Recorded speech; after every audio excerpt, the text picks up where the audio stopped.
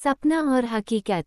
एक छोटे से गांव में एक सुंदर लड़की रहती थी जिसका नाम सिया था। सिया की बड़ी बड़ी आंखें और सुनहरे बाल उसकी पहचान थे। उसके सपनों में अद्भुत घटनाएं घटती थीं और वो अक्सर उन सपनों को अपनी सहेलियों के साथ साझा करती थी। गांव के लोग उसे पसंद करते थे और उसकी कहानियों को बड़े चाव से सुनते थे। एक रात सिया ने सपना देखा कि उसका सबसे अच्छा दोस्त अर्जुन एक दुर्घटना का शिकार हो गया है। सुबह होते ही उसने अर्जुन को ये बात बताई, लेकिन अर्जुन ने इसे हंसी में टाल दिया। सिया को ये सपना बार बार याद आता रहा और उसने महसूस किया कि उसे कुछ करना चाहिए। कुछ ही दिनों बाद अर्जुन एक खतरनाक दुर्घटना का शिकार हो गया, ठीक उसी प्रकार जैसा सिया ने अपने सपने में देखा था। सिया को अपने सपनों की सच्चाई का एहसास हुआ और उसे डर लगने लगा।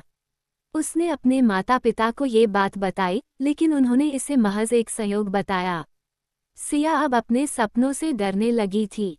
उसे हर रात अजीब अजीब सपने आते और वह सोचती कि कहीं ये सपने सच न हो जाएं।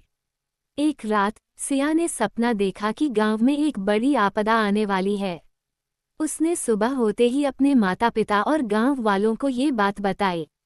शुरू में किसी ने उसकी बात पर विश्वास नहीं किया, लेकिन सिया की आंखों में डर और सच की चमक देखकर गांव वालों ने उसकी बात मानी और सावधान हो गए। कुछ ही दिनों में गांव में एक भयंकर तूफान आया। सिया के सपने की वजह से गांव वाले समय रहते सुरक्षित स्थानों पर पहुंच गए और उनकी जान बच गई। अब सभी लोग सिया को और उसके सपनों को गंभीरता से लेने लगे। सिया के सपने अब न केवल गांव के लोगों की सुरक्षा के लिए बल्कि उनकी भलाई के लिए भी काम आने लगे। उसने सपना देखा कि गांव में एक नया स्कूल खुलने वाला है, जिससे बच्चों को बेहतर शिक्षा मिलेगी। इस बार उसने अपने सपने को गांव के प्रमुख लोगों से साझा किया। सभी ने मिलकर एक नया स्कूल बनाने का निर्णय लिया। एक रात सिया ने सपना देखा कि उसका परिवार एक बड़ी मुसीबत में फंसने वाला है। इस बार सपना बहुत भयानक और स्पष्ट था। उसने तुरंत अपने माता पिता को बताया और उन्हें सुरक्षित स्थान पर जाने की सलाह दी। लेकिन इस बार उसके माता पिता ने उसकी बात को गंभीरता से नहीं लिया। सिया ने बहुत कोशिश की, लेकिन कोई उसकी बात मानने को तैयार नहीं था। उसने महसूस किया कि उसे खुद ही कुछ करना होगा। उसने अपने दोस्तों और गांव वालों की मदद से अपने परिवार को सुरक्षित स्थान पर पहुंचाया। समय बीतता गया और सिया के सपने सच होते रहे।